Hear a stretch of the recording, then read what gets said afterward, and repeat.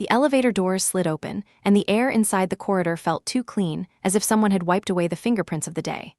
I held my badge against the reader beside the glass door. The light blinked red, then again.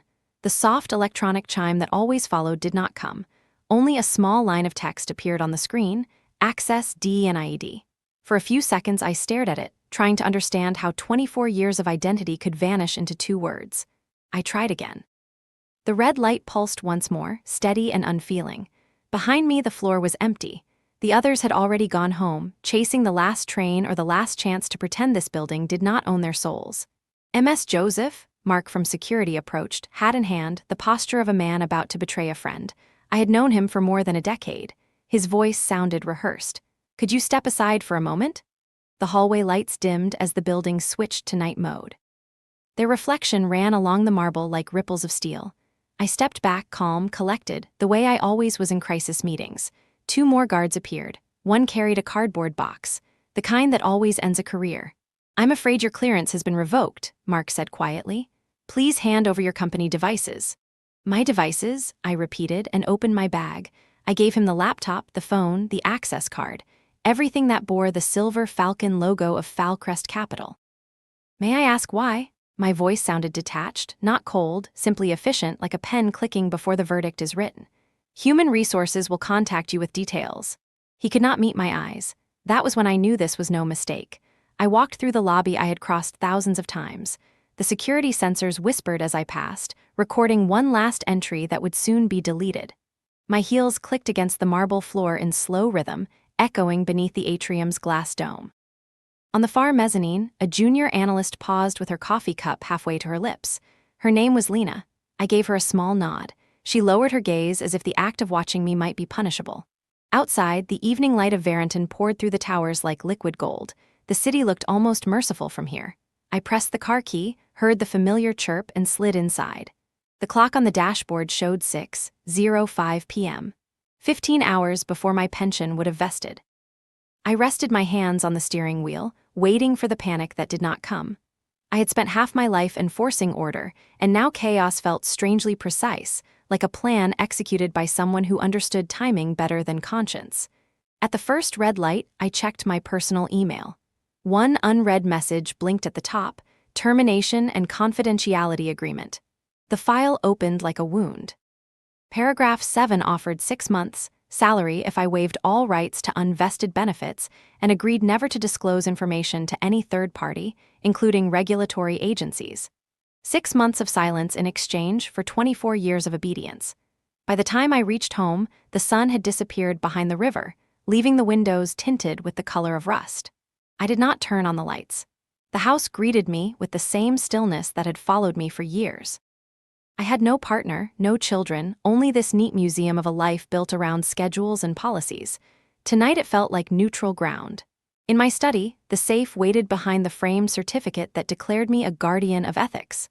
I turned the dial with steady hands.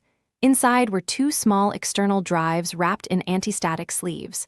My private archive, my insurance policy. I connected them to my personal laptop. The folders appeared instantly, filling the screen with evidence. Quarterly reports altered after approval, offshore transfers routed through shell accounts, internal memos labeling compliance as an obstacle to expansion. Each document, a heartbeat of corruption dressed in the language of growth. I began sorting, renaming, cross-referencing dates with board meetings. Every click made the air thicker, like dust rising from buried bones. By 9:15, I was ready. The SEC's online whistleblower portal glowed white against the darkroom. I entered my details, attached files, verified metadata. The progress bar moved like a slow breath. I watched it complete, half expecting the house lights to flicker, the power to cut, the world to interrupt me one last time. When the confirmation line appeared, I whispered to the empty room, "It's done." I was no longer part of Falcrest Capital. I was its witness and maybe its reckoning. But something in me still hesitated. Retribution was easy. Proof was easy. The real question was what came after truth. I minimized the portal and drafted 5 short emails, each to a client whose funds shaped half of Falcrest's balance sheet. I attached fragments enough to provoke a call before the market opened. Another window stayed minimized, 3 unsent messages to journalists I had trusted for years. Those were my failsafe, my last resort. At midnight, I closed the laptop. The drives sat on the desk like sleeping animals. I swallowed a tablet, lay down, and stared at the ceiling until the numbers on the clock blurred. Sleep arrived, but not peace. I woke before the alarm. For a moment I did not know why, only that the silence in the house felt wrong. Then I remembered the upload, the red light on the badge, the way Mark could not look at me. The thought steadied me more than coffee ever could. The world outside was still half asleep. I made a pot anyway and sat at the kitchen table with my laptop open, the screen a mirror of the early light. My inbox was already filling with the first tremors of chaos, subject lines that read system error, approval failure, urgent escalation. At 7:45, a message arrived from a colleague in risk management. Systems are down. We can't finalize the quarter reports. What's happening? They had forgotten that I built those systems. Every critical submission required my digital authorization. When they revoked my access, they locked their own hands. I took a sip of coffee and watched the digital noise swell into panic. The house felt like a bunker, detached from the storm but not immune to its echo. I pictured the trading floor, screens blinking red, analysts whispering, managers improvising excuses. For once, the numbers refused to lie. By 8:30, the markets opened. Falcrest stock appeared stable, a lie of inertia. Investors still believed in the illusion. They always did until someone tugged the first thread. I did not have to wait long. At 8:45, my phone rang. Unknown number. Amari's, it's Clive. His voice was calm in the way of people who are seconds from losing control. There seems to have been a misunderstanding. Your termination wasn't authorized by me personally. I think HR overstepped. I let the silence expand until he had to fill it. We'd like you to come in so we can sort this out, he continued. I'm not available, I said. I have a meeting with my attorney at 9:30. He exhaled sharply. Look, we can make this right. Your retirement package, the one that vests in 15 minutes, I interrupted. The one worth $2.4 million that you tried to erase with perfect timing? Amari's, be reasonable. I was reasonable for 24 years. Now I'm just being legal. I ended the call. The quiet that followed was absolute. Even the refrigerator hum seemed to retreat, leaving only the ticking of the kitchen clock counting down to 9. At 9:01, the first alert appeared on my screen. SEC opens investigation into Falcrest Capital for potential securities violations. At that exact minute, my pension would have vested. The symmetry made me smile, not out of joy but recognition. The universe occasionally kept receipts too. By 9:15, one of the major institutional investors announced withdrawal. The statement cited fiduciary concerns. By 9:19, a financial blog broke the headline, Anonymous Whistleblower Exposes Accounting Irregularities at Falcrest Capital. The article used phrases only someone inside could write. I wondered which of my fragments had found its way there first. The market responded like a creature wounded in the dark. At 9:27, trading halted after the stock dropped 18% in 7 minutes. I refreshed the feed. When trading resumed, the fall deepened, as if gravity had been waiting for permission. At 10 o'clock, the loss crossed $1.1 billion in market value. I watched the numbers dissolve into nothing. My reflection on the screen looked almost tranquil. No triumph, no revenge, only stillness. I had spent years preaching integrity in rooms that treated ethics as an inconvenience. Now the math itself was telling the truth. My phone buzzed again. Messages stacked one over another. What did you do? Is it true? They're saying you leaked files. Please call me. I did not answer. Words would only blur the moment. At 10:15, a news channel cut live to the company's headquarters. I recognized the revolving glass doors, the marble lobby I had crossed hours ago. Reporters clustered like crows. Someone in a gray suit shouted that Clive Reddington had left the building and was not taking calls. The empire was officially headless. I closed the laptop and went to the window. The lake beyond my neighborhood shimmered under the noonlight, calm and blind to the storm downtown. For the first time in months, I could breathe without that metallic taste of compromise. Another message arrived, this one from an unfamiliar address. We received your submission. Please expect follow-up from the Securities and Exchange Commission. Office of the Whistleblower. Their acknowledgement was brief, almost polite, yet it felt like a hand placed on my shoulder. I reread it twice, letting the weight settle. The sunlight shifted across the floor, drawing gold lines over the notebook stacked near my chair. On the first page of the oldest one, I had once written a reminder to myself. Integrity is doing the right thing even when no one is watching. Now everyone was watching. I poured another cup of coffee and sat back down. The world outside kept spinning, frantic and loud, but inside my house everything had narrowed to this quiet center of consequence. I had done it. The machine that had devoured people and called it progress was choking on its own codes. Whether it lived or died would no longer be my burden. For the first time in years, I felt clean. The elevator of the federal building smelled faintly of disinfectant and paper. The walls were lined with brushed steel that threw my reflection back at me in fractured panels. By the time the doors opened, I had already rehearsed the story 10 different ways and decided to tell it only once, the version that did not beg for sympathy. The receptionist at the Securities and Exchange Commission looked up as if she already knew who I was. "Ms. Joseph, they're waiting for you." The waiting room was white and soundless, the kind of silence that swallowed footsteps.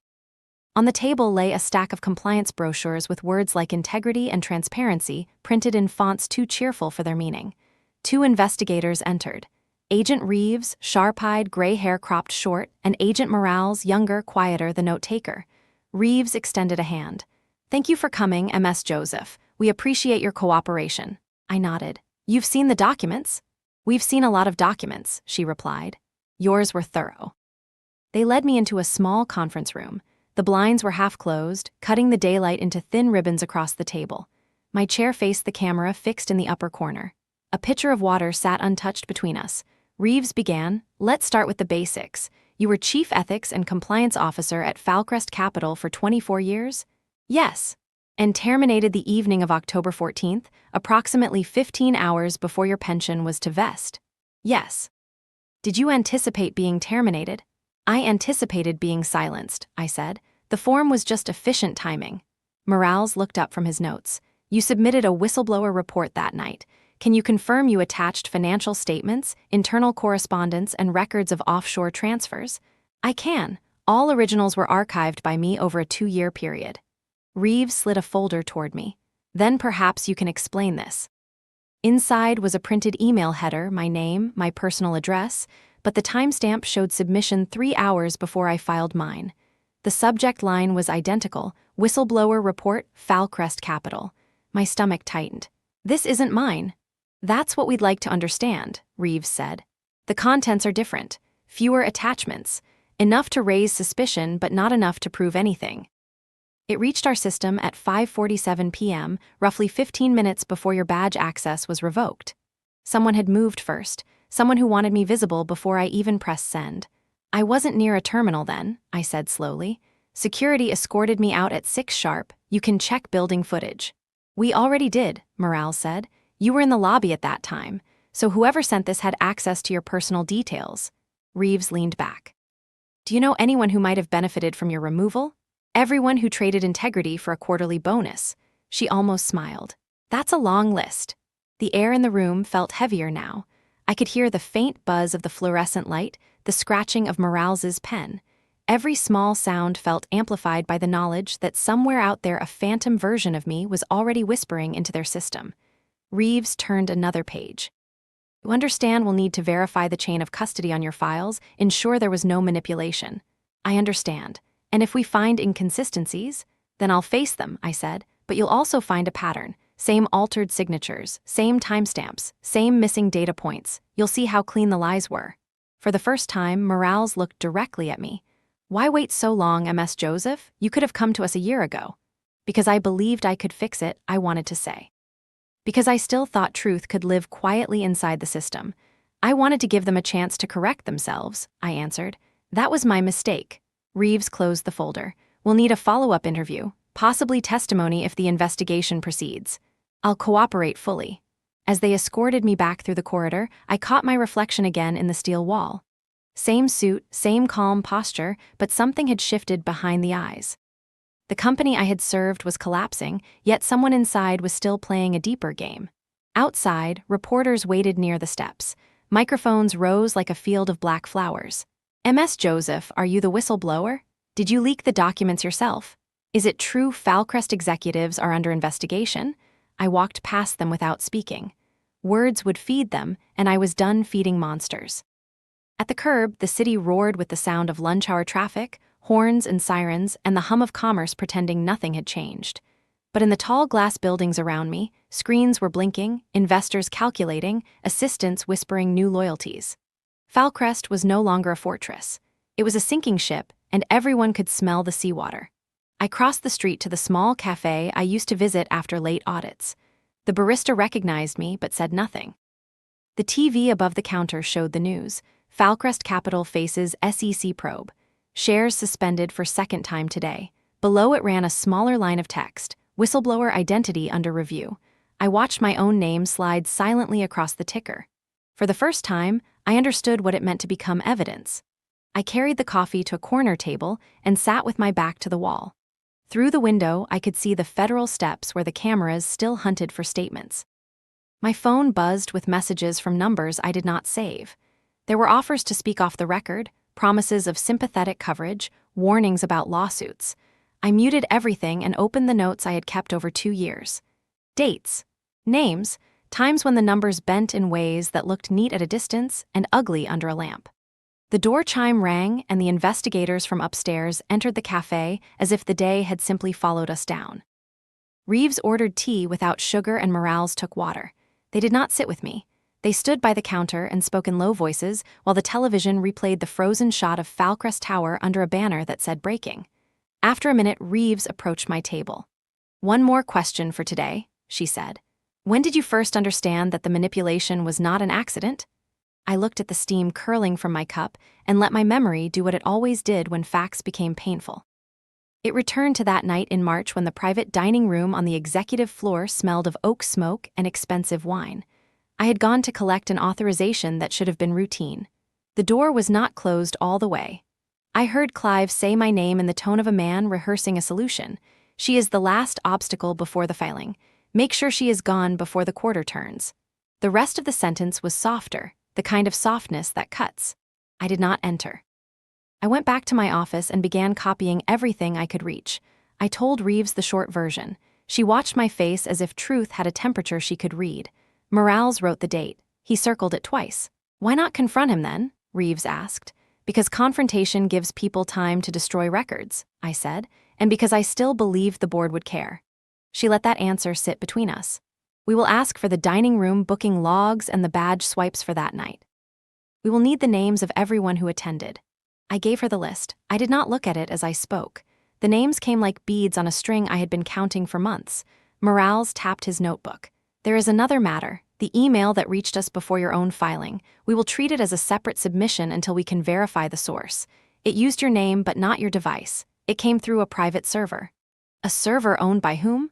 "We cannot share that yet," Reeves said. She was courteous while giving nothing away. "But you should proceed as if someone wanted your identity attached to a weaker report. It changes the risk profile around you."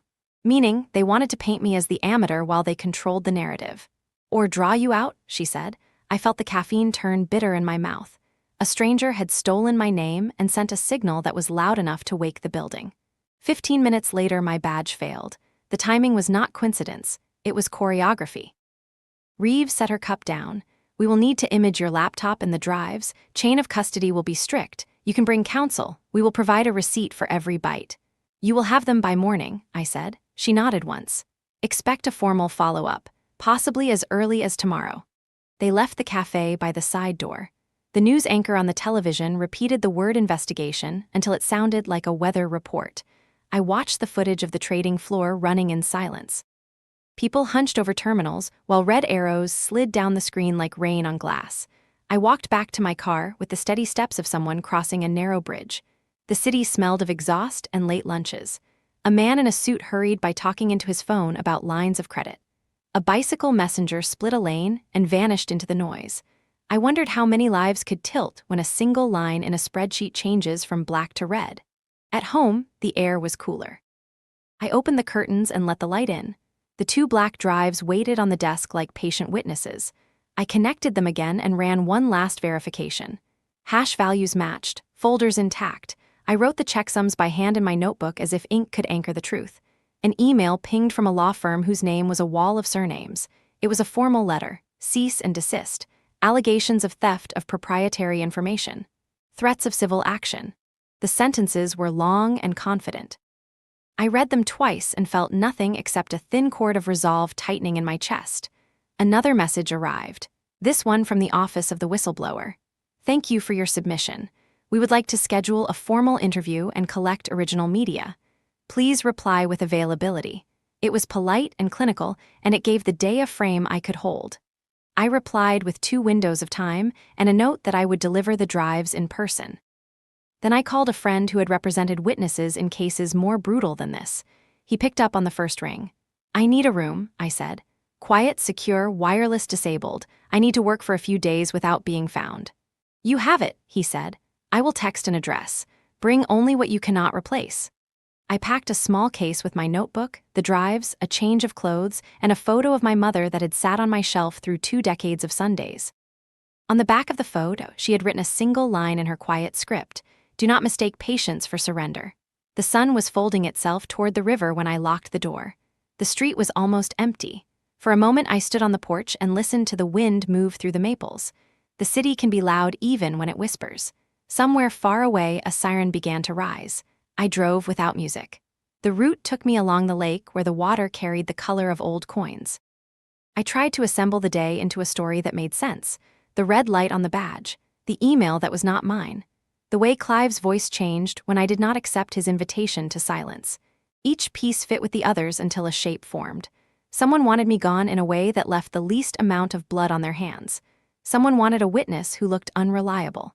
The address my friend sent led to a quiet building between a print shop and a shuttered gallery. The room he promised was on the 3rd floor. It held a table, 2 chairs, a lamp with a pull chain, and walls that did not echo. I placed the drives on the table and sat.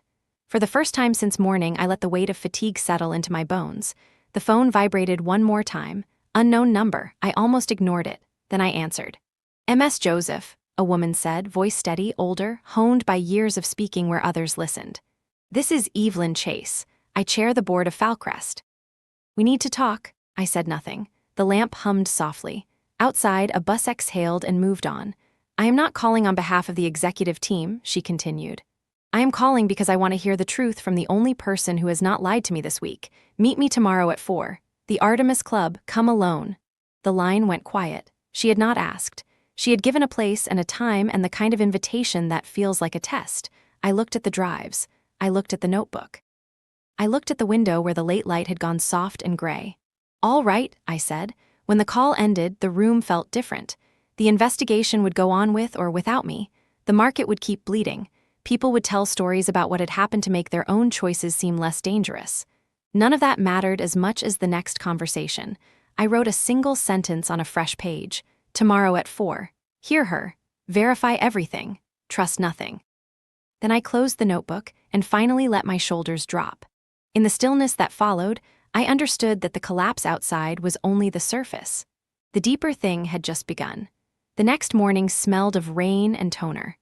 I arrived at the federal office carrying the drives in a sealed envelope and a letter from my attorney that said only for delivery under receipt. The lobby was full of umbrellas dripping onto marble. The air carried the silence of paperwork, that quiet obedience of people waiting to be told where to go. An officer led me through security. My phone was sealed in a plastic pouch. When the elevator doors closed, the hum of the city fell away until all that remained was the sound of my own breathing. The room they brought me to was different from the day before. Larger, colder, the lights a little too bright. A camera watched from the corner like a patient eye. Reeves was already there. Morales entered a moment later with a different folder, thicker than the one from yesterday. He placed it on the table between us, perfectly centered. Reeves began without greeting. "We reviewed the drives overnight. The data integrity checks out, but we have a problem." I said nothing. "Someone inside Falcrest tried to access one of these files 30 minutes after you delivered the originals." "How?" My voice cracked the air like a match. "They still had your network credentials," Morales said. "The request came from a VPN tied to the corporate network. We traced the user. The login alias belongs to a former systems administrator, but the name attached to the new clearance level is someone else." "Who?" Reeves looked at me for a long moment. "Evelyn Chase." The name hung between us like dust caught in light. The chairwoman of the board, the woman who had called me last night. Reeves leaned forward. "Did you speak to her recently?" "She called me yesterday evening. Said she wanted the truth, asked me to meet today." "Did she mention the duplicate submission?" "No." Reeves closed the folder. "Then she knows more than she told you. We believe she authorized the shadow report sent under your name." The words were calm, procedural, but my body reacted before my mind did. I felt heat rise behind my eyes, the first tremor of understanding. Evelyn hadn't been the ally I hoped for. She had been setting the board's stage from the start, clearing out the pieces she didn't control. Reeves continued. We can't prove her intent yet. What we do know is that the false report triggered the compliance flag that justified your dismissal. It also gave her time to manipulate the board into removing Clive once the scandal broke. The room tilted slightly. So she used me to destroy him. She used your reputation to make it believable, Reeves said. You were the moral center of the company. When your name appeared on the leak, the market trusted the accusation. I thought of the conversation in the cafe, the way Reeves had said someone might be drawing me out. They hadn't just drawn me out, they had written my role for me. Morales shifted his pen. We will handle this internally, but you should know that once you meet her, you'll be recorded. Any statement could be used later if the case expands. Are you comfortable proceeding? Yes, I said. I need to see her. Then be careful, Reeves said. People like Evelyn don't waste words. If she called you in person, it's not to confess, it's to measure you. When I left the building, the rain had begun. It was the kind of rain that blurred glass and metal into one continuous reflection. Varrington shimmered like an oil painting. I walked without umbrella, the envelope from the SEC heavy in my bag, the truth heavier still. By the time I reached the Artemis Club, the clouds had turned silver. The building stood at the edge of the river, an old mansion wrapped in ivy and discretion. I waited across the street long enough to watch the doorman greet 3 guests with quiet recognition. Every movement spoke of old wealth, the kind that survives scandal by pretending not to notice it. Inside, the lobby smelled of cedar and expensive gin. I told the hostess my name. She nodded and led me up the spiral stairs to a room with high windows and a single table set for 2. Evelyn Chase was already there, posture straight, hair silver at the edges of control. She rose when I entered, a gesture both polite and calculating. Amaris, she said, you look tired, sit down. Her voice was lower than I remembered from board meetings. Back then it had the rhythm of command. Today it sounded like confession rehearsed as conversation. I'm here because you asked, I said. Yes, she said, and because you deserve to know what comes next. She poured wine but didn't drink.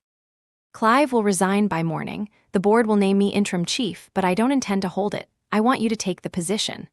I let the sentence sit between us until it felt absurd. You want me to run the company you helped dismantle? I want someone who understands what integrity costs, she said. You were right to expose the fraud, but the company doesn't have to die for its sins. Her eyes met mine with the precision of a surgeon.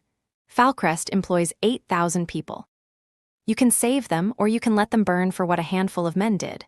You mean what you did, I said quietly. She smiled without warmth. You have no proof of that. I have your name on a VPN log. Her smile didn't change.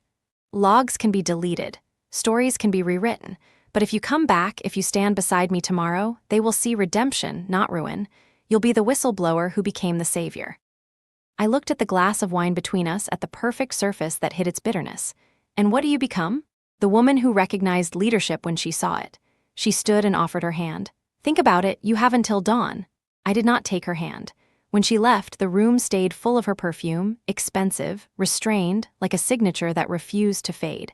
I sat there until the waiter cleared the second glass. Outside, the rain had stopped. The river carried the city lights like thin gold wires.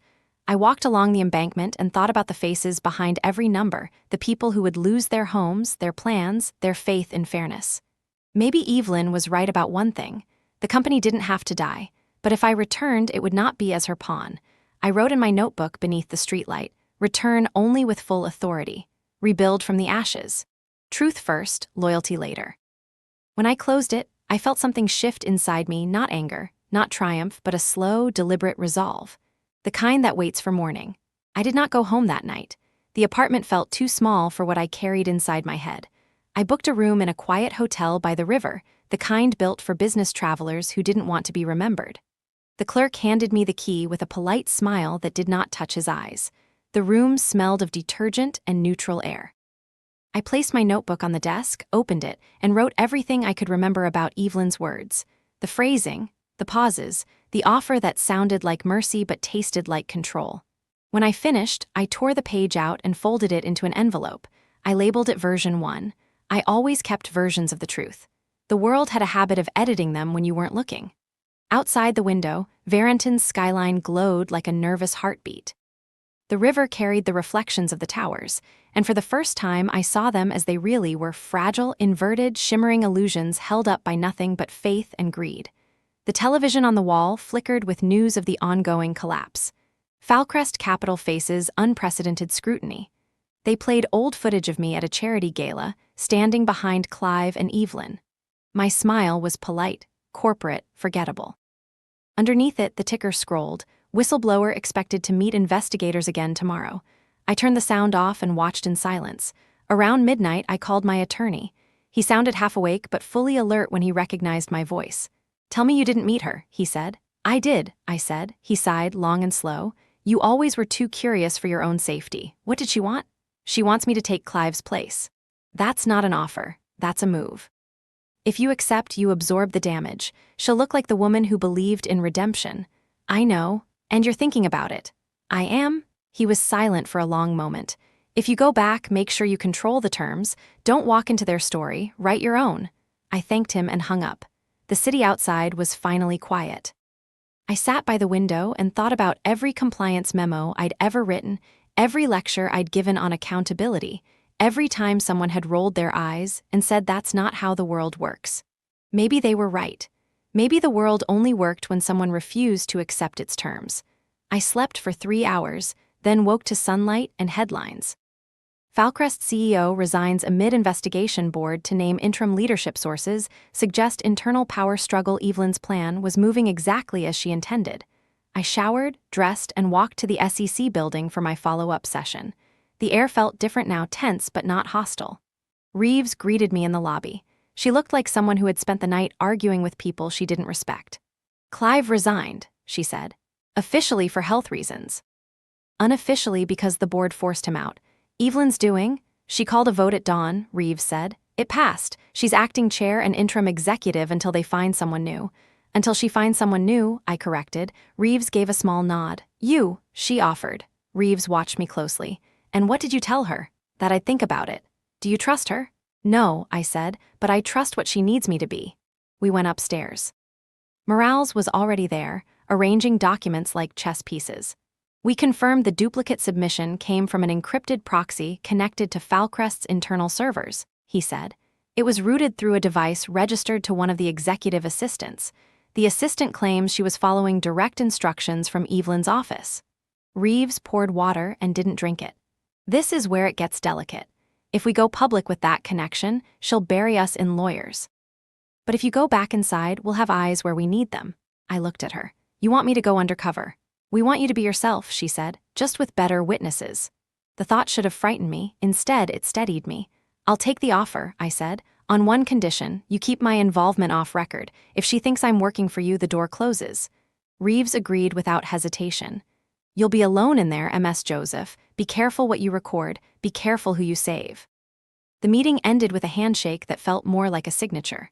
Outside, the rain had returned, thin, whispering, almost kind. I walked toward the Falcrest Tower. It loomed above the skyline like a monument to unfinished sentences. Workers were already taking down the company banners. The Falcon logo had been replaced with a temporary sheet of white fabric, fluttering like a flag of surrender. As I stepped into the lobby, people stared. Some whispered. Some turned away. My shoes left wet prints on the marble floor. I looked up at the revolving glass doors, the same ones that had denied me days ago, and I wondered if they remembered. Evelyn was waiting in the boardroom on the top floor. "You came," she said, smiling. "I said I would think about it," I replied. "And I have." Her gaze sharpened. "You'll accept."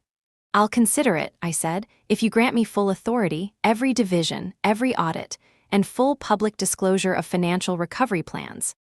No hidden rooms, no second signatures." She tilted her head. "You're asking for control."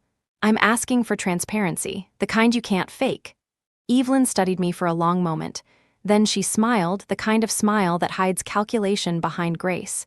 "Very well," she said. "Let's save a company." Her words sounded like victory, but I knew better. This wasn't salvation. It was the next stage of the game. I looked out at the skyline of Varenton, at the rain sliding down the windows like threads of mercury, and I thought of what Reeves had said. People like Evelyn don't waste words. I wasn't here to waste mine either. I took the elevator alone. The mirrored walls made it look as if I were ascending inside a prism of glass, multiplied into 100 versions of myself. The woman who obeyed, the woman who exposed, the woman who was now walking back into the same fire she had lit. When the doors opened, the boardroom waited like a courtroom. 12 seats, 12 faces that had once nodded through every lie. The long table gleamed with the polish of habit. The city stretched behind them, tall and blind. Evelyn stood at the head, flanked by 2 legal advisors. Her smile was a portrait of composure. "Amaris," she said, "welcome back." "I'm not back yet," I answered. "Then let's make it official." A folder lay open before my chair. Inside were appointment documents stamped Interim Chief Executive Officer. Below that, a compensation plan, a non-disclosure clause, and an addendum granting limited oversight powers to the board's risk committee. The language was clean, too clean, the kind of legal precision that hides teeth behind perfect symmetry. "I asked for full authority," I said. "And you have it," Evelyn replied. "Subject, of course, to ordinary governance." Ordinary governance built this disaster. A murmur ran around the table. Someone cleared his throat. "We're all trying to stabilize the company," said Lorne, head of finance. "If we start assigning blame, we don't have to assign it," I said. "It's already written in the filings." Evelyn lifted a hand. "Enough, we're not here to fight. We're here to rebuild. Amaris has agreed to lead that process." I hadn't agreed yet, but her words landed like a verdict. I looked around the table. Some avoided my eyes, others watched with quiet hunger.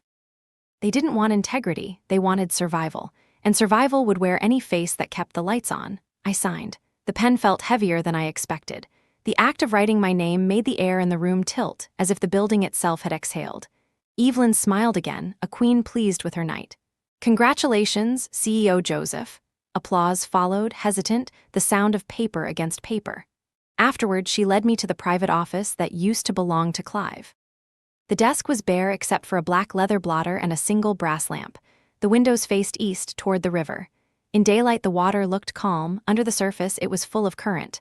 "This is yours now," she said. "I'll handle the announcement. You should prepare your speech." "When will the press know?" "Tomorrow morning. We'll frame it as a transition toward ethical reform. Investors like words like that." "I'm not interested in framing," I said. "You should be," Evelyn replied softly. "Optics will decide whether Falcrest survives. You can't fix anything if the market doesn't believe you exist." She was right. I hated that she was right. When she left, I closed the door and let the silence settle. The city below looked smaller from up here, as if distance could reduce consequence. I ran my fingers across the desk and found a scratch near the edge, a thin mark, almost invisible, the size of a nail. It grounded me. Imperfection in a room built for illusions. I opened my laptop and drafted a memo to the entire company. "To all Falcrest employees, I won't ask for your trust. I'll ask for your participation. Transparency begins today. Every audit, every report, every question will be open to review. If you've been afraid to speak, speak now. If you've been silent, start talking. We cannot rebuild what we refuse to name." Amaris Joseph, CEO Interim. I read it twice, then sent it. Within minutes, replies began to appear. Some cautious. Some angry. A few simply said thank you. The flood grew until my inbox looked alive. I didn't answer any of them. It was enough to know that someone on the other side of the glass was still listening. At 6 that evening, I received a message from Reeves. "Your new position complicates our investigation. We'll stay out of sight for now. Keep your records separate. Assume every channel is compromised." I encrypted her message and deleted the original. When the building emptied for the night, I walked the halls. Every corridor echoed differently now. The same walls, but they carried new weight, the kind that comes from people whispering your name when they think you can't hear. In the archive room on the lower floor, I found the old compliance binders. Years of policy manuals lined the shelves, untouched, covered in dust. I pulled one out. Inside, my own handwriting filled the margins, notes from a decade ago when I still believed rules could save people. On the back page, I had written a question: what happens when integrity becomes inconvenient? Now I had the answer. When I returned to my office, a file sat on my desk that I hadn't left there. It was a single envelope, cream-colored, embossed with the Falcrest seal. Inside was a printout of a transfer order, $10 million routed through a Cayman subsidiary 3 days before the investigation began. The authorization line was signed not by Clive, but by someone else. Evelyn Chase. No note. No explanation. Just proof sitting on my desk like a ghost left in daylight. I stared at it until the skyline outside went from blue to black. Then I locked it in the safe built into the wall, the same safe Clive used to keep his secrets. The air in the room felt thick, electric. I whispered to the glass, "You wanted me to rebuild. Fine, but I'll rebuild on ashes, not lies." The reflection in the window didn't smile back. It only watched, patient and silent, waiting for the next move. Morning came too bright for a city that had spent the night eating its own headlines. My face was already on every financial feed. Falcrest appoints whistleblower CEO amid crisis. They called it bold, unprecedented, reckless, redemptive. None of the words mattered. The truth was simpler. The company needed a soul, and I was the only one they hadn't managed to buy. The press conference was scheduled for 9. I stood behind the curtain and watched the cameras settle into their angles. Evelyn stood beside me, immaculate as always, every hair obedient to her authority. "You'll speak first," she said. "I'll close." "No," I said, "I'll close." She turned her head slightly, not enough to let the cameras see the flash in her eyes. "Of course."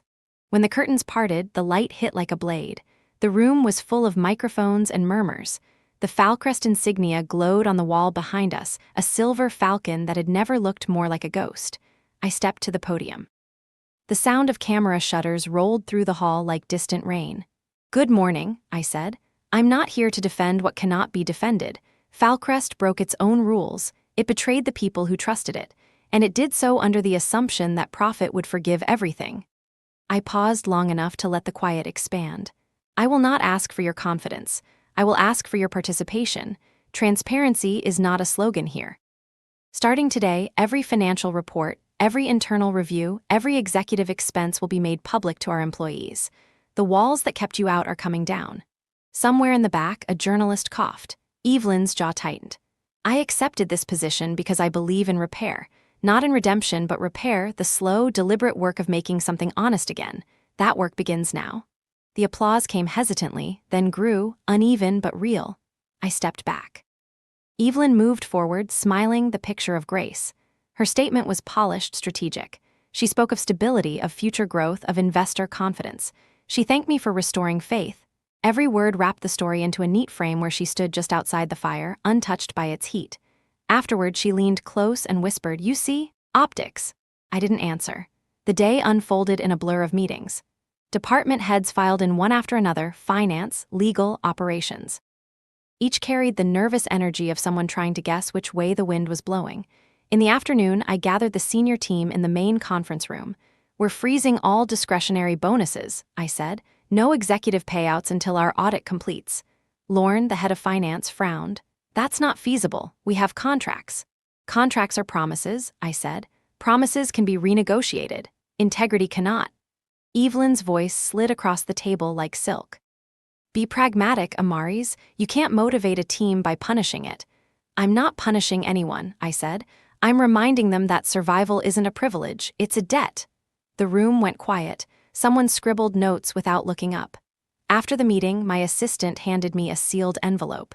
"This came for you, ma'am. Internal courier. No sender." Inside was a single page, a spreadsheet extract showing the Cayman transfer I had seen the night before, this time annotated with a handwritten line. "Check who approved the Shell account." No signature, just the scent of paper and ink. I looked through the blinds. Across the atrium, on the opposite side of the glass, Evelyn stood in her office speaking to two men in suits I didn't recognize. When she caught me watching, she smiled, the kind of smile people use when they're already calculating your funeral. That night, after the staff had gone, I unlocked the safe again and took out the original transfer document. I laid it beside the new extract. The authorization codes matched, but the secondary approval line had been erased digitally. Only the metadata remained, a faint ghost of a signature, EVC10, Evelyn's internal code. I photographed the document and stored it in an encrypted folder under a name only I would understand: Featherfall. Then I opened the company intranet and accessed the ethics reporting inbox. It was full of anonymous submissions, employees confessing to small violations, middle managers exposing petty frauds, assistants afraid but brave enough to speak. I read every one. Somewhere among them, I found a short message: "You're not alone." Some of us kept records too. Check the archive, subfolder 12, so you'll see the truth about who paid for silence. The sender's ID was masked, but the timestamp matched the hour my public memo went out. Someone inside wanted me to find it. I went to the archive myself. The security guard hesitated, but one look at my badge ended the discussion. Folder 12C was buried deep, a relic of the old compliance database. Most of the files were labeled with routine titles. One, however, stood out: Retirement Adjustment, E-Chase. I opened it. The file contained internal memos approving a special board package for Evelyn's consulting services, $12 million wired through a philanthropic trust 2 weeks before the investigation began. Hidden compensation disguised as charity. The document trembled in my hands. Evelyn had not just orchestrated Clive's fall, she had paid herself for the act of betrayal. I printed the record and locked it away. The evidence was too dangerous to share yet. Back in my office, I stared at the skyline until the city lights blurred into static. My reflection in the glass looked like someone else, someone still pretending that truth and survival could coexist. I whispered to that reflection, "You wanted me here, Evelyn. Let's see if you can survive your own mirror." Outside, thunder rolled over Varenton, a low sound like a promise being tested. The storm had not begun yet, but the air knew it was coming. And so did I. The storm arrived before dawn. Thunder rolled through the city like the sound of something ancient waking up.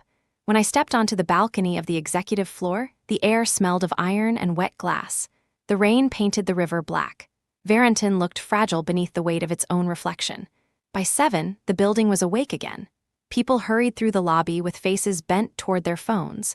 The company had survived another night of headlines, but no one looked victorious.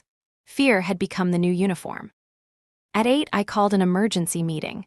The board filed in with the dull energy of people who had stopped believing in sleep. Evelyn arrived last, unhurried, carrying a folder wrapped in crimson ribbon.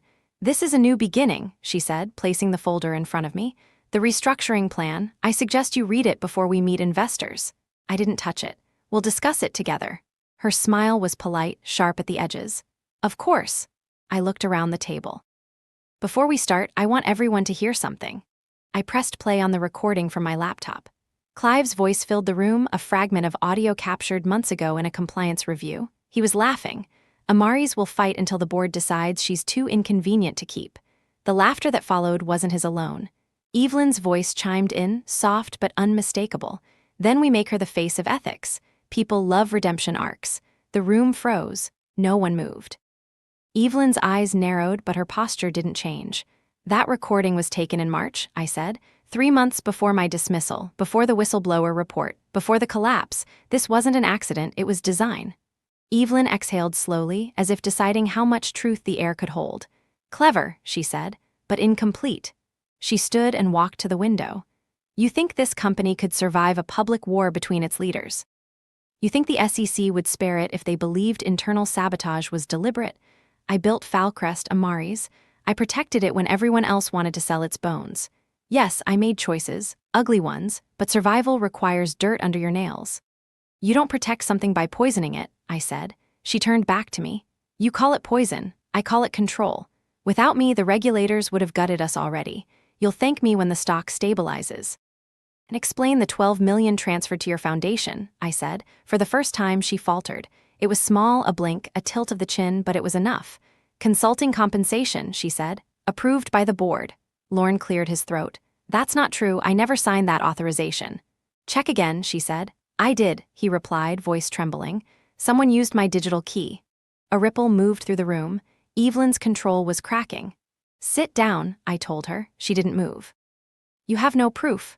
"I have the metadata," I said, "and the trust that you've lost." Evelyn looked at me as if measuring the exact point where admiration turns into hatred. "You don't understand what you're holding," she said. "If you expose me, you expose the board. Half this room signed deals they can't afford to explain." "Then they'll explain them," I said, "or they'll leave." I turned to the others. "Effective immediately, Falcrest will undergo a forensic audit by an independent firm. All personal accounts tied to executive bonuses are frozen. Every transfer above $50,000 will be reviewed. Anyone who interferes will be reported to the SEC as obstruction." Silence spread like smoke. Someone muttered a curse. Someone else started clapping, slow, nervous, but real. Evelyn's gaze burned through me. "You're making enemies you can't control." "I'm giving people something better than control," I said. "Clarity." The meeting dissolved into chaos. Some stormed out, others whispered to assistants, phones lit up with frantic texts. I gathered my papers, calm in the middle of their panic. Evelyn stayed where she was. When the room emptied, she spoke quietly. "You think this is over? It is. The board can vote you out before the week ends." "Maybe," I said, "but not before the truth is filed." She smiled again, thin and knowing. "Do you really believe truth saves anyone? It only rearranges the ruins." "I can live with that," I said. She walked to the door, paused, and turned back. You're going to learn that righteousness is a currency too, Amaris. Spend it long enough and it runs out. When she left, the room felt colder. I stood by the window, watching the storm bleed over the skyline. The rain blurred everything into streaks of silver and gray. I thought of all the versions of myself reflected there, the loyal officer, the whistleblower, the reluctant leader, and wondered which one would survive the week. At 10, my assistant buzzed through the intercom. "Ms. Joseph, there's a visitor for you, says it's urgent." "Who?" She wouldn't give her name, she said you'd recognize her voice. "Send her in." The door opened. A young woman stepped inside, dark hair, nervous hands clutching a folder.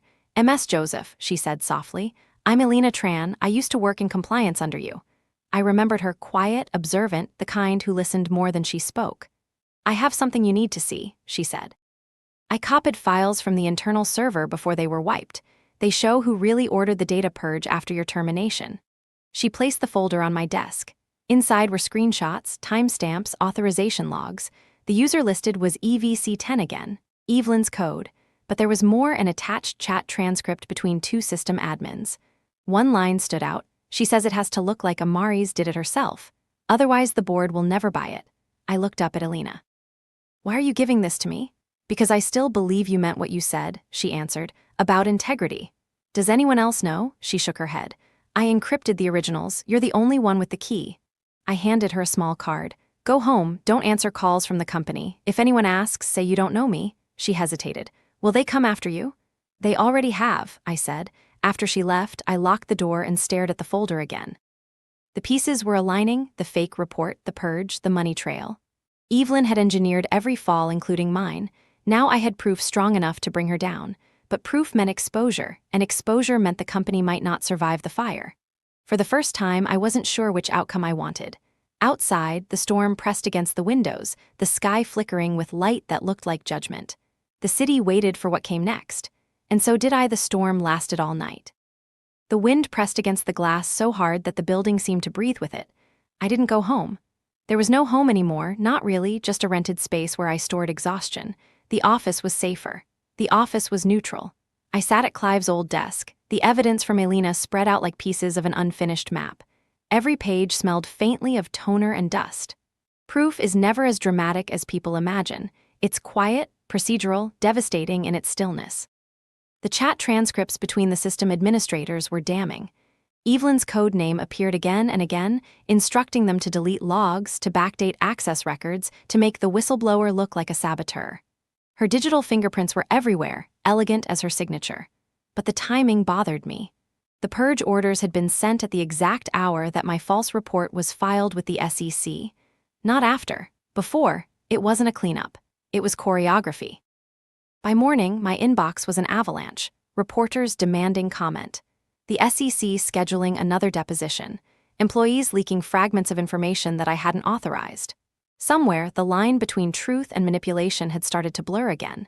At 9, I received a message marked urgent. From Evelyn Chase, subject: private meeting for your own good time. 10:00 a.m. location. Executive dining room. I almost deleted it.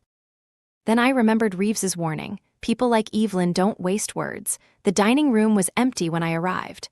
The windows looked out over the river, calm now after the storm. The long table gleamed beneath the morning light.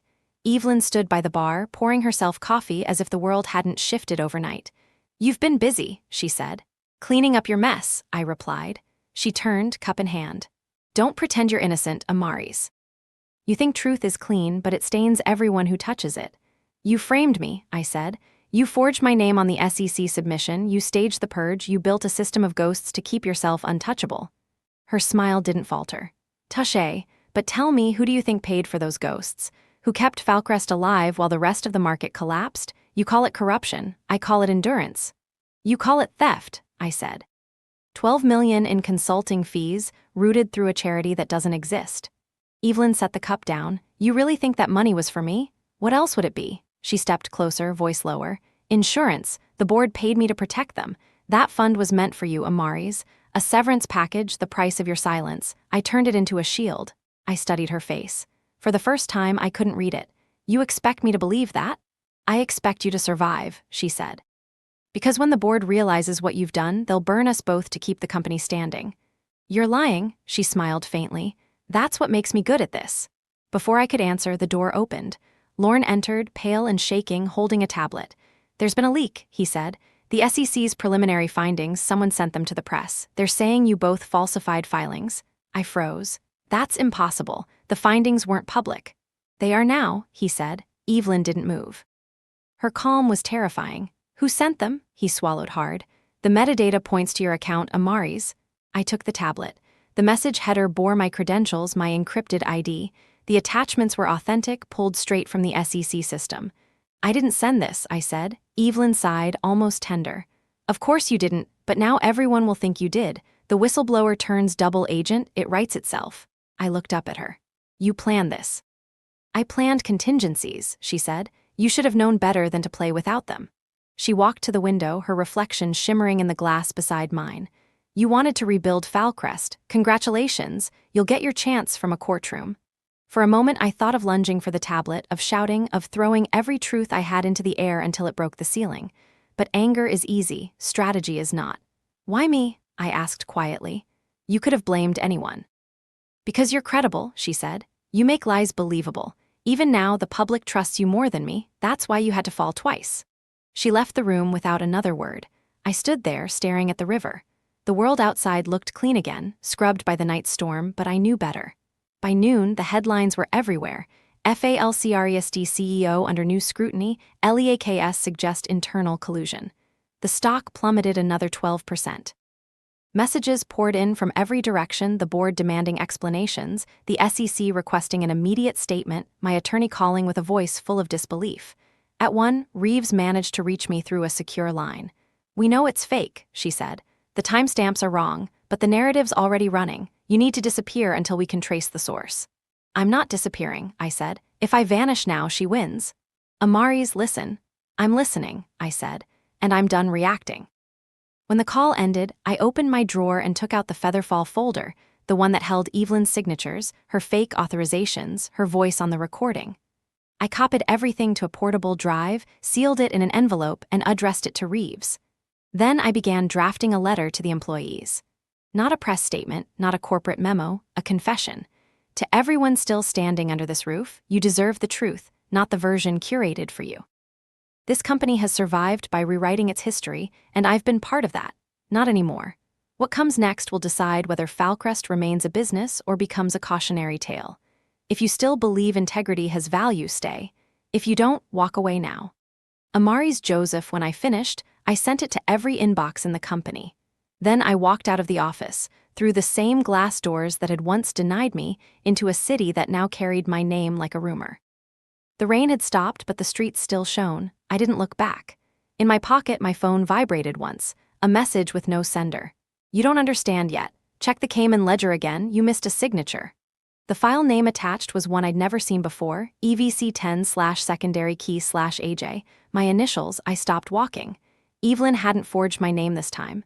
She used it for something else entirely, something still buried. The storm wasn't over. It had just learned to whisper. The message burned on my phone screen long after the rain had stopped. "You missed a signature." 3 words, and somehow they felt heavier than everything that had come before. I took the train instead of my car. It was easier to think when surrounded by strangers who didn't know what you'd done. The car rattled along the tracks, the city sliding past in blurred streaks of silver and rust. Every station name looked unfamiliar, even the ones I'd known all my life. At the last stop, I switched to a taxi and told the driver to take me to my apartment. The curtains were still half drawn, the room frozen in the shape I had left it weeks ago, a cup on the counter, papers on the table, the smell of neglect. I powered up my old laptop, the one not connected to any corporate network. When it booted, I opened the Cayman ledger, the same document I had studied a dozen times before. But this time I searched deeper, through metadata, timestamps, digital watermarks, anything that carried a fingerprint. There it was, hidden under a layer of corrupted formatting, a secondary authorization field, faint but traceable. AJ03, my initials, my clearance code from 2 years ago. The signature wasn't forged. It was real. I sat back. The air in the room felt thin. Somewhere between the night I'd started collecting evidence and the day they fired me, my own credentials had been used to approve the transfers. I hadn't signed them, at least not knowingly. But the system had my digital key, A chill ran through me. Evelyn hadn't lied, not completely. The intercom buzzed. My lawyer's voice came through, low and tense. Amaris, where are you? The board is convening. They're voting to suspend you pending investigation. Good, I said. Good, what are you planning? Something that won't fit in their minutes. I ended the call. If Evelyn had used my signature, she must have accessed my credentials before my dismissal. And the only people who could have done that were within my own team, compliance staff with administrative clearance. I opened my archived messages. Thousands of internal threads, audits, reminders, approvals. Buried among them, one email caught my eye. From Elena Tran, subject, backup key request. The date matched the week before I was fired. The body of the message was simple. MS Joseph, IT is requesting your secondary key for the annual backup verification. Should I forward it? I had replied with one word, yes, a legitimate process, routine, the same check we did every year. But this time, that yes had unlocked my identity. My throat went dry. Elena hadn't betrayed me, she had been used too. The IT team had routed the request through her. She never knew what it meant. The realization came with a kind of bitter clarity. Evelyn didn't need to forge my name. She had trained me to hand her the weapon myself. I closed the laptop and looked around the apartment. The city hummed outside, indifferent. The clock on the wall ticked in even rhythm. I had spent years preaching that integrity was a choice. Maybe it was also a trap. By evening, the board's vote was official. The media called it inevitable. The once savior of Falcrest, now suspended for investigation. The story folded itself neatly into the shape Evelyn had planned. I let them.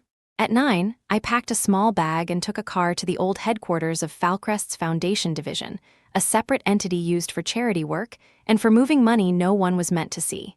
The building was quiet, nearly empty after hours.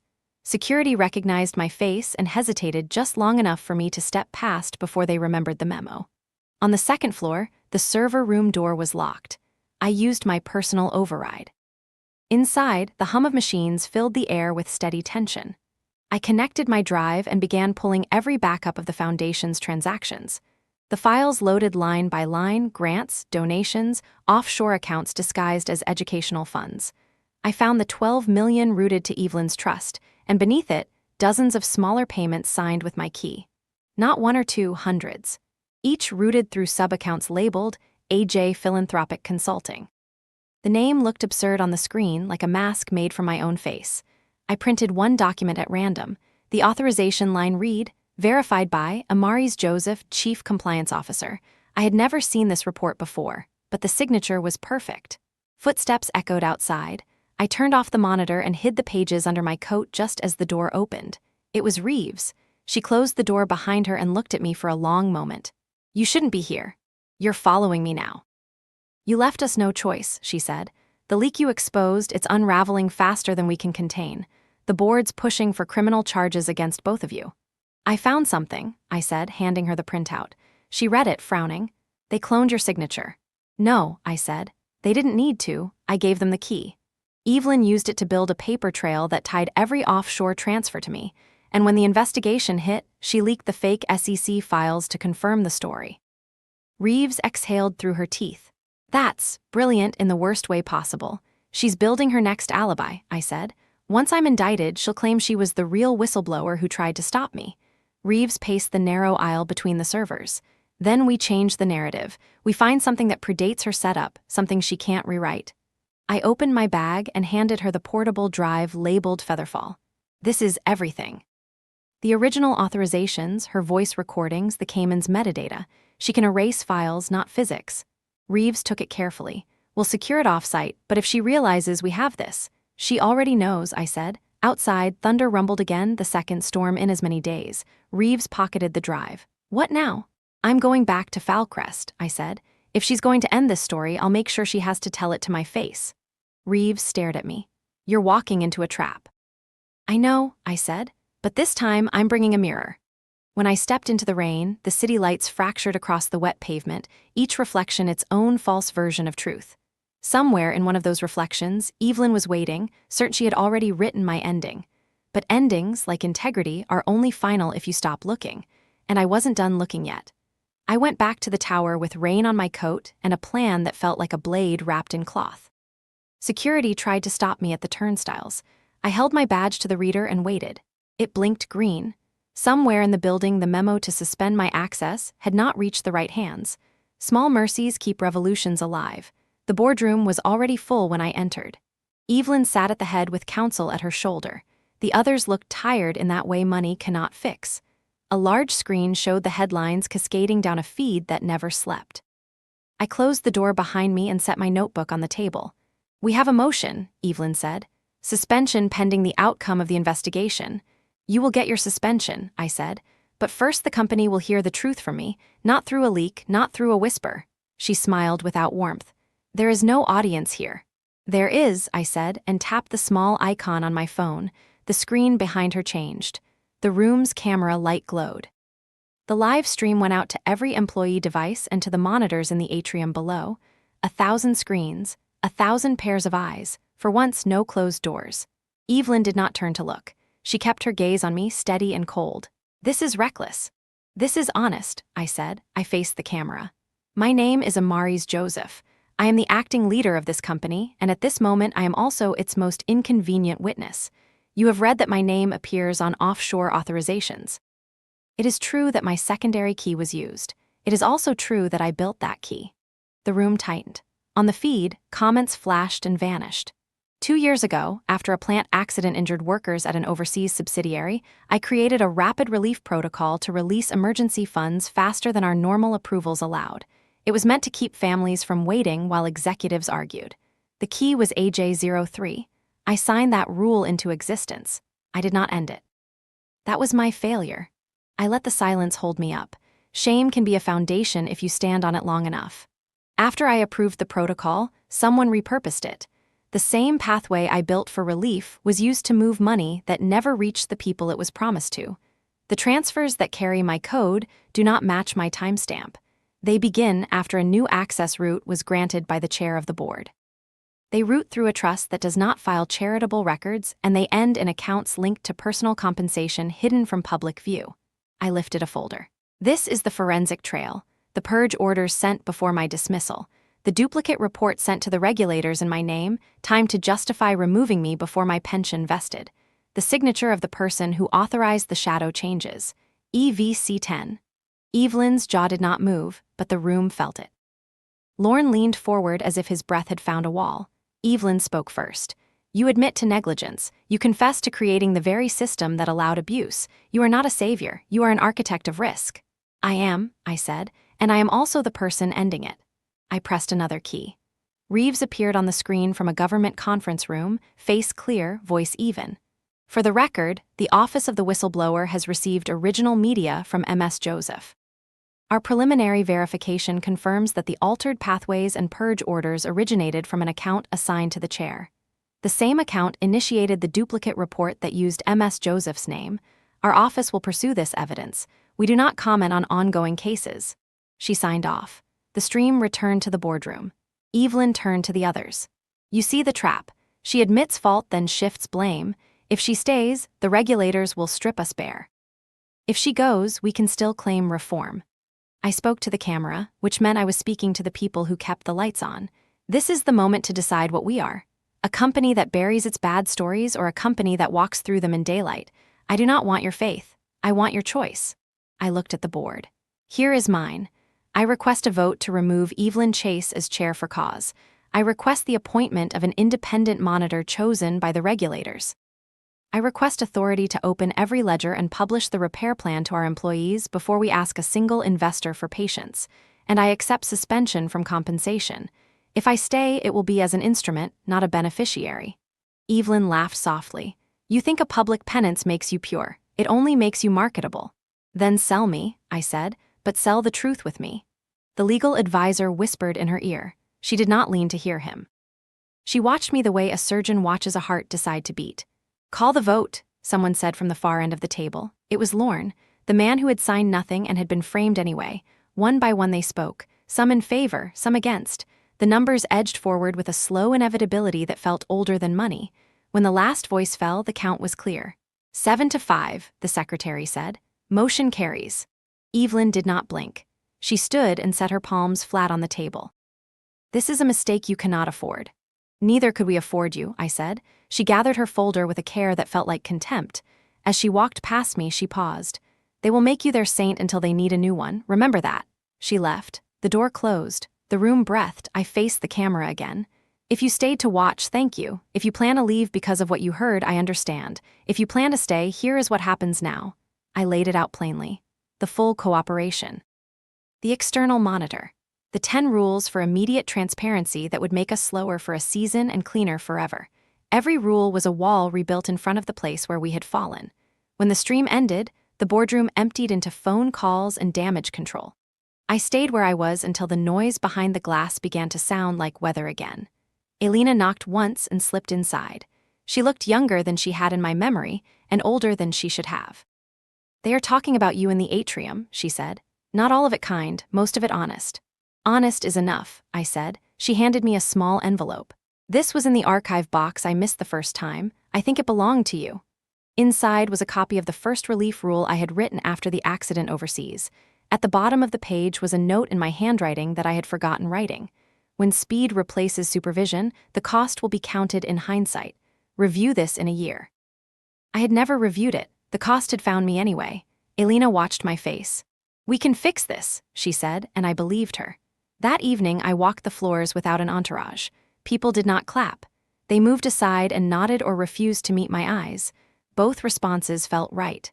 On the 15th floor, a woman from operations stopped me and said her brother worked in the overseas plant and that the relief money kept his children in school. On the 12th, a man from legal said nothing and handed me a list of old settlements that deserved to be reopened. In the lobby, a janitor told me the stream made him nervous and made him proud in the same breath. In my office, night pressed against the windows like a gentle hand. I opened my notebook and wrote one line. Integrity is not a shield.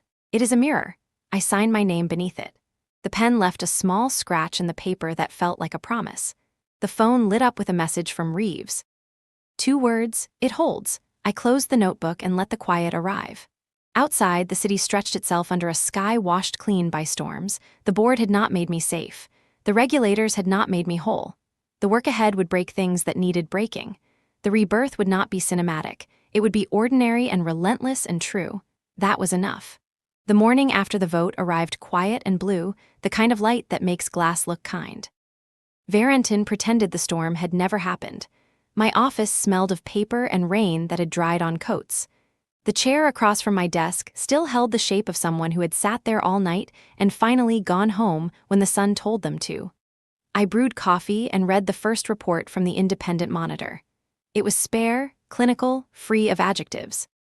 They had mapped the shadow pathways, traced the Cayman routes, confirmed the duplicate submission, and listed the files that could not be recovered because deletion had been built into their bones. Truth always arrives with missing teeth. The page ended with a recommendation for immediate disclosures and a timetable for public filings. There was no comfort in it, only a clean line to follow. At 9, I stood on the atrium balcony and faced the people I had asked to trust their own eyes. There were hundreds below and more on the upper levels, clustered along the railings like birds that had not decided whether to land. Screens across the building carried my image, which always made me uneasy, as if I had been flattened and held up to the light. Good morning, I said. You already know what happened yesterday. You do not know what happens next. I let my voice carry without force. I had learned that volume is a poor substitute for steadiness. We begin with a rule you can measure. Every account opened for charity will publish beneficiaries by name, region, and amount. Every contract over $50,000 will require 2 human signatures and 1 machine audit. Every transfer across borders will sit for 24 hours before moving, unless a life depends on it, and that exception will be recorded in daylight. There will be a wall between us and our oldest habits. It will slow us down. It will save us from ourselves. I saw faces lean closer. Doubt has a posture. So does hope. Some of you will leave. Some of you should leave. That is not a failure. It is alignment. Those who stay will sign the integrity mandate not as a declaration, but as a permission to be checked. If you see something, speak. If you spoke and were ignored, speak again and copy me. If you fear retaliation, come to the office on the 12th floor with the window that looks at the river. That is mine. The door will open. For a second, the building held a hush that felt almost like prayer. Then hands rose with questions. Would the layoffs pause? Would the contracts be honored? Would the bonuses be gone forever? Would the regulators try to make examples of people who were following orders? I answered what I could and admitted what I could not. I told them the truth would cost us and that the cost would be worth paying. I did not offer reassurance I could not guarantee. It felt like standing in front of a cliff and telling people that we would build the bridge as we walked, that the gap itself would teach us where to place each plank. When the balcony session ended, I made my way down the stairs instead of taking the elevator. People stopped me, one after another. A woman from Human Resources asked if we would restore a scholarship for a clerk who had been let go during the last purge. A man from Operations asked if the relief fund could be rebuilt using the very money that had been stolen from it. An assistant from Legal handed me a list of code names used to mask payments during a merger 5 years ago. She whispered that the codes had looked like birds. Kite, egret, sparrow. I thanked her and wrote them on my palm so I would not forget. Around noon, my phone lit up with an unknown number. When I answered, the voice on the other end was rough with fatigue and pride. "You never liked the cameras," he said. "Still do not." "Clive," I said. There was a long pause. "I watched your stream. The part where you asked them to choose, I would never have done that. I hid behind language. You made language work." "You resigned for health reasons," I said, a dry laugh. "My public health has never been better. The private kind suffers." "Why are you calling me?" "To say that I let it happen. I used to think corruption lived in a single invoice or a single bribe. It lives in the habit of excusing the next thing. It grows because it keeps you from looking behind you. I am not asking for mercy. I am telling you I saw what Evelyn was building and I decided to ride it instead of breaking it." "Do you have anything I can use?" I asked. "Yes," he said. "A conversation recorded by a person who thought I would grow a conscience. It is not flattering. It is true." He named a time and a place. A park bench near the old library. A phone left under a seat. A file that carried his voice and hers, cutting promises into pieces. He told me where to find it. He did not ask if I would use it. He did not ask me not to. When the call ended, I stood with the phone in my hand and looked through my reflection to the river beyond the glass. I felt no triumph. Only a quiet sadness that the men who built the rooms where I had spent my life now wanted to dismantle them with me, too late to be honor, just enough to be honest. In the afternoon, the Independent Monitor held their first joint meeting with our finance and legal teams. I watched them pull threads that had looked tied forever. One of the monitors, a woman with sharp eyes and a calm voice, asked to see the original justification for the rapid relief protocol. I pulled the file and handed it to her. She read the line I had written years ago. "When speed replaces supervision, the cost will be counted in hindsight." She looked up and did not judge me. It was a relief that felt like a small blessing. Being seen without being sentenced can change the temperature of a room. By 4, I was back in the boardroom with a small group of managers who had agreed to run toward the fire instead of around it. We traced the map of repairs on the wall with string and magnets like detectives who had finally decided the case could be solved. It looked messy. It looked real. We assigned dates to disclosures, names to tasks, a public calendar to private work.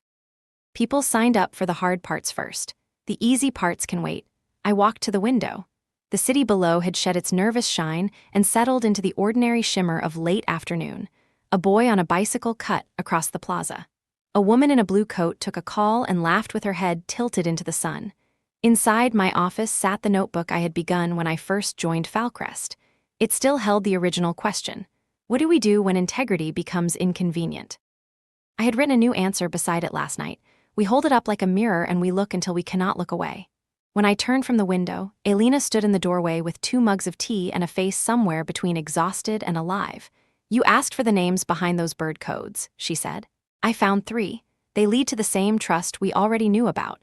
The payments were labeled as consulting for community partnerships. None of the partners exist." "Send them to the Monitor," I said. "Send them to me too," she hesitated. "There is one more thing. Evelyn is filing for an injunction to block the stream archive. She claims it violated board confidentiality." "It did," I said, "and it also saved us. Will we fight it?" "We will not need to," I said. "By the time the court hears it, the story will have moved. The archive is already everywhere." After she left, I called my mother. She asked if I was eating. She asked if I was sleeping. She told me I sounded like I did when I was a child and decided to tell the truth about breaking a neighbor's window. She said my voice always shook when I was certain. I laughed and felt something loosen in my chest. She reminded me to buy new running shoes. It was exactly what I needed to hear. People who love you pull you back to the part of the world where your body is just a body and not a symbol. Evening brought another letter from the SEC, this one less clinical than the first. They confirmed that the stream did not compromise their work and that cooperation would count when it mattered. It was a sentence made of tempered glass, strong but not warm, enough to trust. At 7, I walked through the building alone.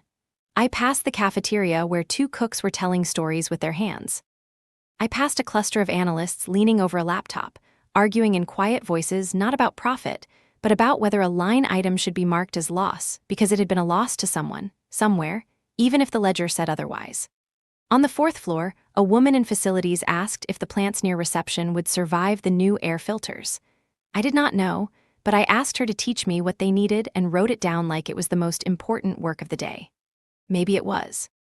When I returned to my office, the sky had turned the soft color of paper left near a window. Reeves's message sat in my inbox. 2 attachments. The audio Clive had promised, and a short note that said simply, "We will move when the map is complete. Do not give them a reason to replace you with someone who smiles and hides the knife." It made me laugh. It made me ready. I opened the audio and listened to the conversation recorded under a bench near the old library. Evelyn's voice was a study in gravity. Clive's voice was a study in surrender. They spoke about optics and sacrificial narratives, and how a woman who believed in rules could be led to write a better story if she thought she was the author. It was brutal and elegant and free of remorse. I copied it to an encrypted folder and wrote the file name on a card I kept in my pocket. Not as insurance, but as memory. Night settled over the river with the kind of patience that is not asking for anything. I stood at the window again and watched the water take the last orange lines of light and turn them into silver. The glass held my reflection without smoothing the edges. I looked like someone who had carried a weight and decided to keep carrying it because putting it down would only crush someone else. On the table behind me lay the integrity mandate, printed on thick paper that wanted to be a promise. I signed it not as a flourish but as a beginning, then set a stack of copies for the managers who would come in early. The pen left a small smear of ink on my finger. I did not wipe it away. Before leaving, I wrote a letter to myself and slid it into the top drawer. It said only this: "When you are tired, remember the boy on the bicycle and the woman in the blue coat and the cooks telling stories and the plant that might need a different filter. Remember that repair is ordinary. Remember that you chose it." I turned off the lamp and the room did not feel empty. It felt suspended, like breath held a second before the next line is spoken. Downstairs, the cleaning crew had begun their soft choreography. Outside, the plaza lights hummed. The city would sleep and wake and forget and remember, and I would walk back into it and choose again. The door closed behind me with the gentle click of something that worked. I let the sound follow me into the hall. It was a small proof that functions can be honest. Tomorrow would bring signatures and arguments and another set of numbers that insisted on being true. For now, it brought quiet and the knowledge that after the fire, there is always the work of building rooms that do not burn so easily. I took the stairs. The building smelled faintly of lemon and new paper. On the landing between floors, I stopped, pressed my palm to the cool wall, and felt the structure hold. I arrived before sunrise and watched the city unroll itself in soft gray layers. Warrenton looks honest at that hour. No glitter, no sales pitch, only bridges and water and the hum that says people will try again. I unlocked my office and left the lights off. The window held the river like a promise that did not need me to believe in it to be true. The overnight report from the monitor sat on my desk. It was smaller than yesterday's, and that felt like progress. 3 red flags, 7 yellow. A note that the foundation ledgers were now mirrored off-site and that the server with the oldest shadow rules had been quarantined. They had appended a short paragraph that read, "We found the original relief protocol. It was meant for good. We will build the guardrails it deserved." I let myself breathe. At 8, I walked the production floor where analysts had once measured their worth in volume. The noise was different now. No one was shouting numbers to impress a supervisor. 2 teams stood around a whiteboard and argued calmly about how to classify a payment that helped a contractor hide a loss. They chose to call it what it was and moved on. It looked like a small thing. It was not. By 9, the stream archive had been duplicated and translated into transcripts for accessibility. Legal sent me a note that said the injunction hearing had been delayed. Not denied, delayed. Sometimes delay is mercy. Sometimes it is calculation. Either way, the story had already grown a spine. I met with operations in a room with too many chairs. We cut 3 projects that had been held together by optimism and bad math. No one cheered. No one begged. People asked questions that did not try to rename reality. I wrote the names of those projects on a sheet and drew a line through each one. The line felt heavy. It also felt clean. At 10, I stepped outside to the plaza with Elena and 2 engineers from Systems. We sat on the low wall that brackets the fountain and opened our laptops like tourists who had lost their map and were enjoying the detour anyway. We sketched a new pathway for emergency relief that would require 2 human keys and a machine time lock. We added a window for a third review that could only be used when a life was at risk and would always leave a visible echo. The engineer with the quiet voice suggested a simple sentence to appear on screen every time the path opened. Someone needs help. Are you certain? We kept it. Back upstairs, I found a bouquet on my desk, a simple arrangement of field flowers that looked like a handful of afternoon. There was no card. I placed them on the window ledge where the sun could find them later. At noon, I walked 2 blocks to the park near the old library. The bench that held the recording still looked ordinary. An old man fed pigeons. A girl in a yellow jacket read a book and smiled without knowing she was doing it. I reached under the seat and found what Clive had promised. A small phone wrapped in black tape and patience. I put it into my bag and sat for a while to watch the pigeons remember how to be wild and then forget again. On my way back, the wind carried the smell of rain that did not arrive. In the lobby, a reporter waited near the revolving doors. He asked if I had a statement about the board vote. I told him the statement was already public and that the more interesting story was the schedule of disclosures on our site. He looked disappointed and took notes anyway.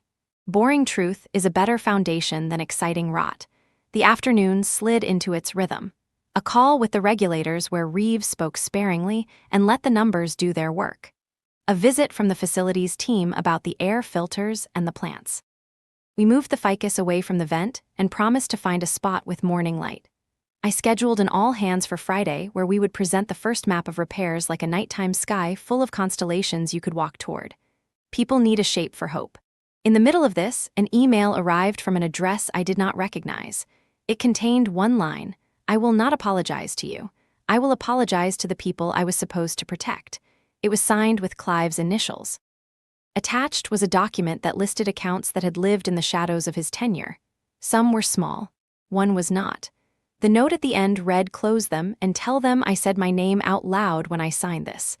I forwarded it to the monitor and to legal, and then I sat for a minute with my hands in my lap and let the feeling pass through. Accountability has a sound. It is quieter than you expect. By 3, the building had settled into that soft industriousness that makes work feel like craft instead of penance. The elevator chimed and opened to reveal my mother in a raincoat, even though the sky had stayed dry. She hugged me in the hallway as if the walls were only polite decorations and not the reason we were there. She looked around my office and asked if I had any snacks. I found a protein bar and a cup of tea. She ate half and said I was too thin. She told me to buy the running shoes she liked and to stretch.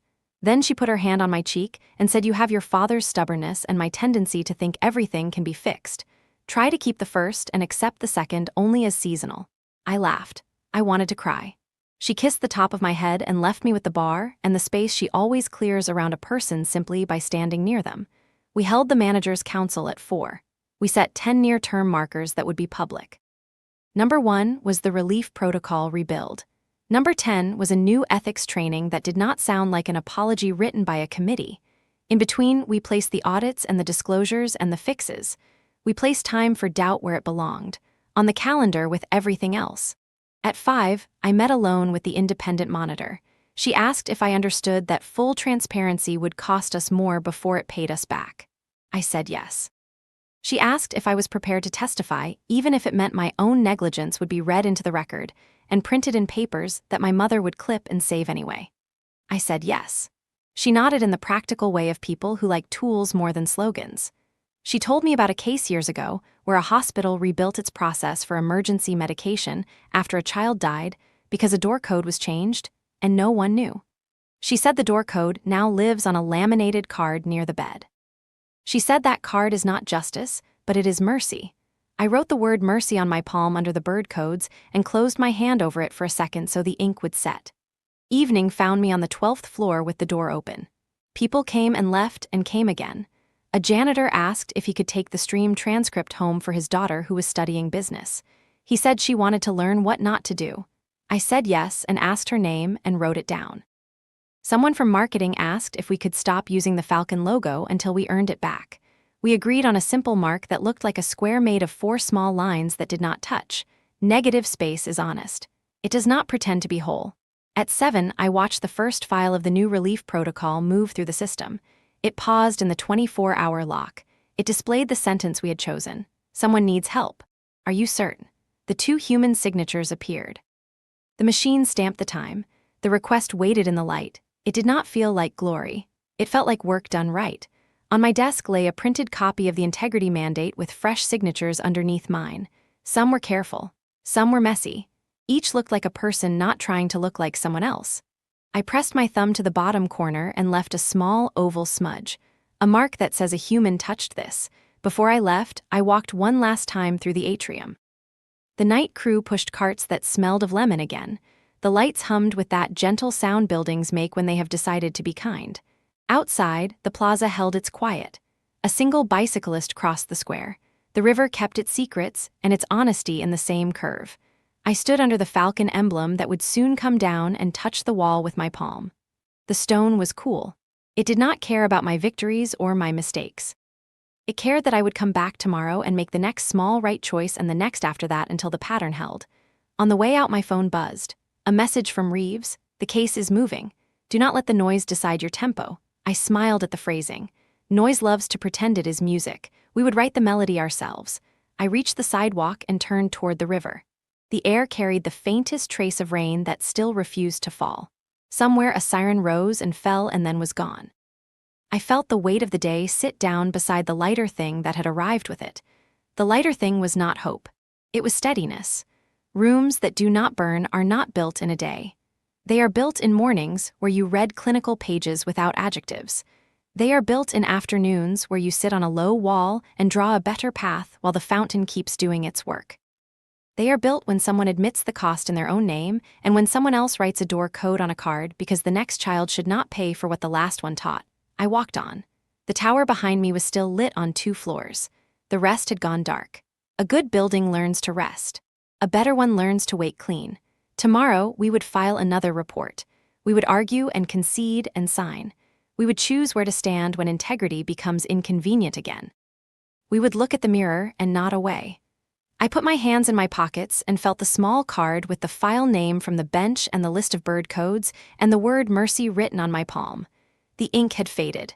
The meaning had not.